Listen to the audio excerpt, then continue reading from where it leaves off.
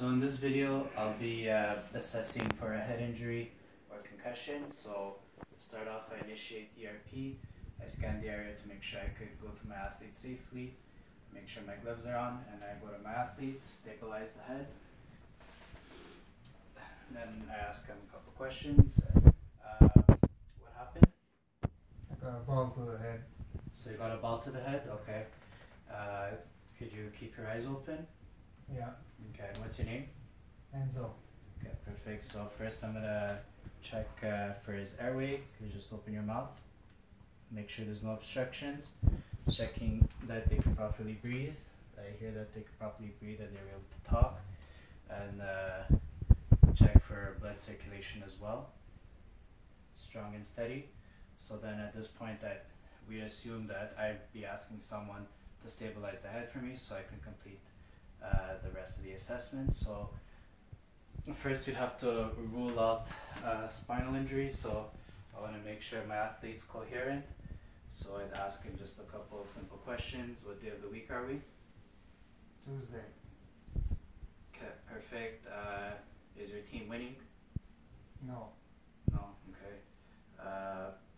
So their answers to my questions seem to be correct, so they're coherent. So we could proceed. If they didn't seem coherent, what we do is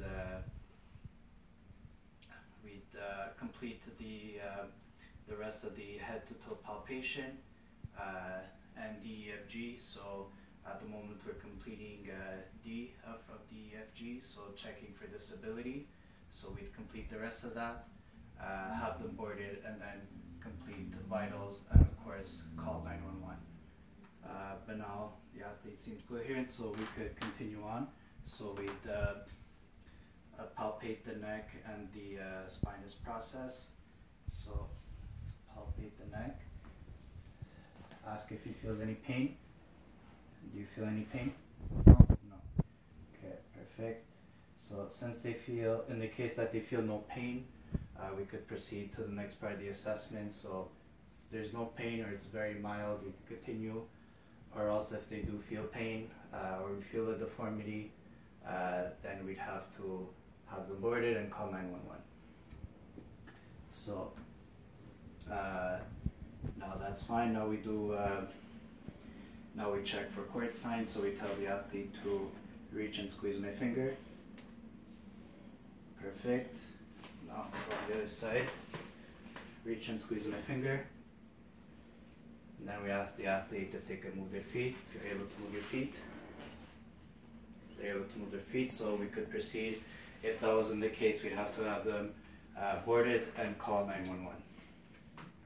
So next, we ask if they feel any numbness, tingling, or burning in their extremities. So do you feel any numbness, tingling, or burning? No. No, perfect. Again, if they did, we'd call 911, have them boarded. But in this case, they don't, so we could proceed to the next step.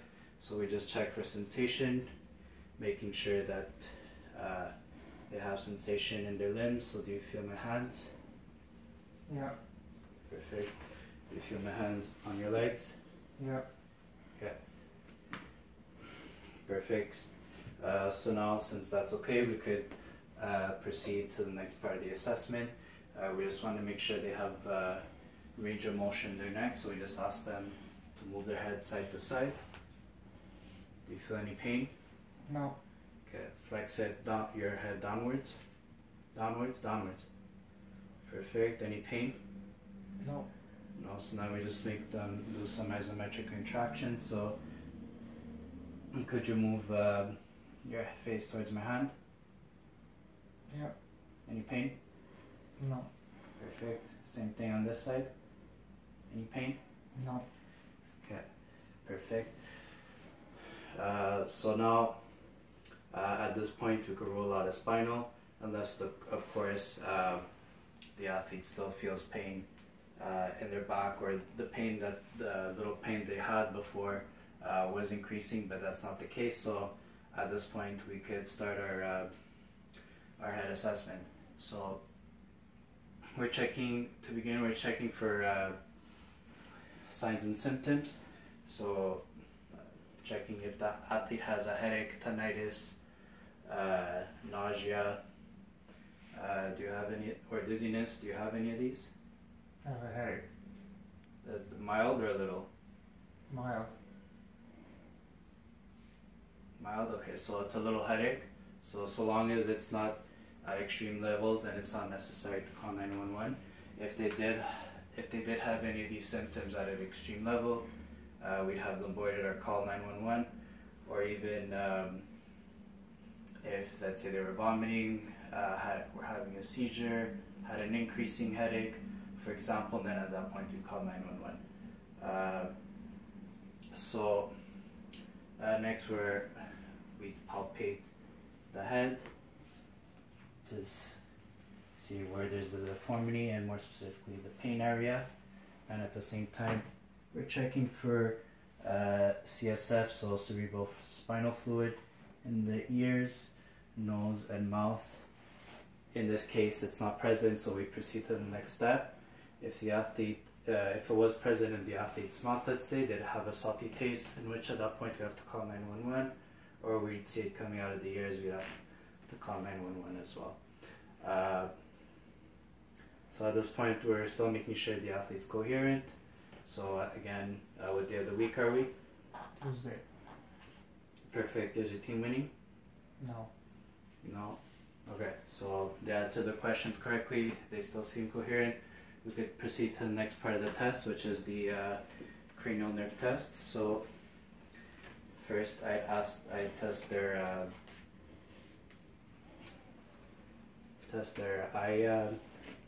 eye movement. So I'd ask them to follow the light coming from my pen light.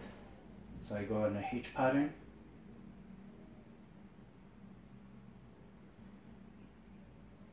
Perfect. I test their visual acuity, so ask them to read something. So what does it say on the pen?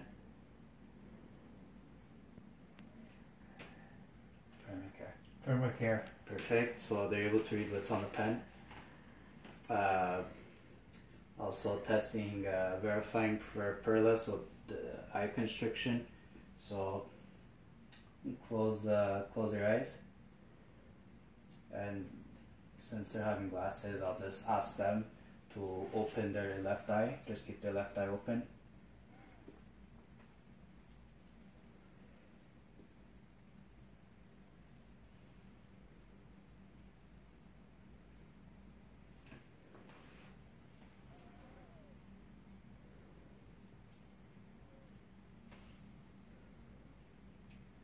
Okay, well, anyways, issues with the pen, but basically what we do is we check to make sure that the eye that's open, it's that the pupils are constricting.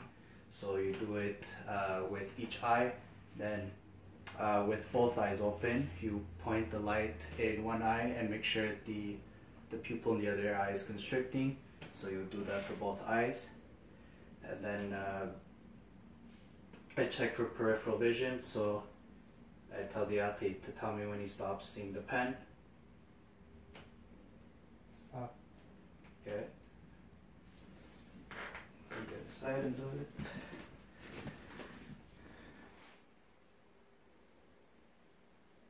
Stop. Okay. Perfect, so that's all okay. And could you smile? Okay, so did you feel any pain or headache as we were doing any of these? No. Okay, perfect. So at this point we could roll out a spinal. What I do at this point is I tell the athlete to get on their stomach.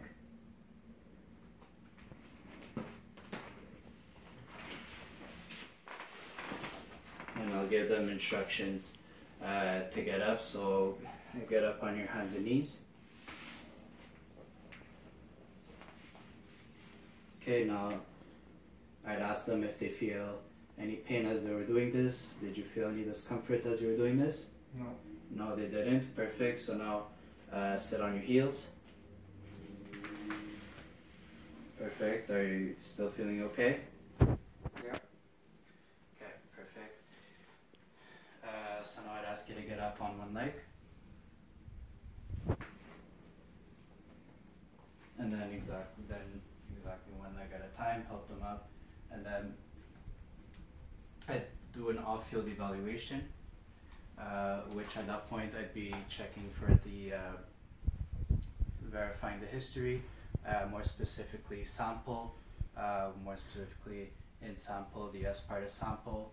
We'd be checking, going over again, the signs and symptoms, see if they got better or they worsened.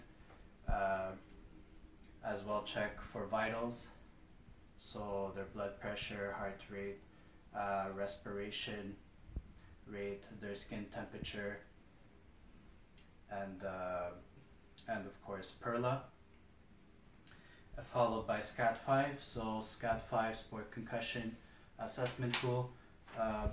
So first of all, one of the first parts we'd be checking for symptom evaluation. So on a scale of 0 to 6, 6 being the most severe, checking over the symptoms as we saw before: headache, tinnitus, nausea are a couple of examples.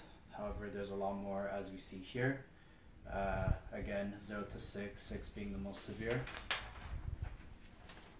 Then we do cognitive screening, so checking for, more specifically, we check for orientation, so asking the athlete things like what month is it, what day of the week, the date, what year.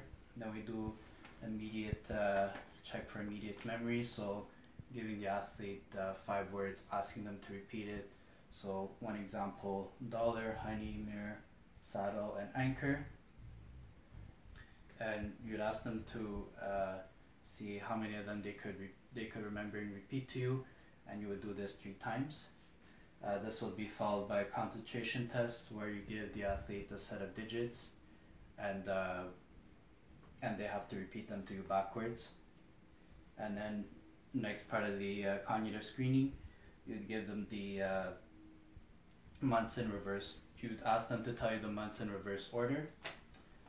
And then you'd have the neurological signs, so making sure the athlete could read instructions out loud and follow instructions, of course. Checking for the ranges of motion of the neck, which we tested before. Doing the finger to nose test, and as well if the athlete could do a tandem gait test. We'd be verifying all that for neurological screening. Then balance examination, we'd ask the athlete to do a tandem stance, as well as one-legged stance, and as well just standing on both their feet. So they're doing all 3 of these tests with their eyes closed and hands on their hips for 20 seconds, and basically each time they struggle to stand up or they struggle with this examination, they get marked out of 10. And then there's delayed recall, which basically the 5 words that you gave to the athlete during the immediate memory test from over here. You 5 minutes later ask them to see if they could repeat those words again.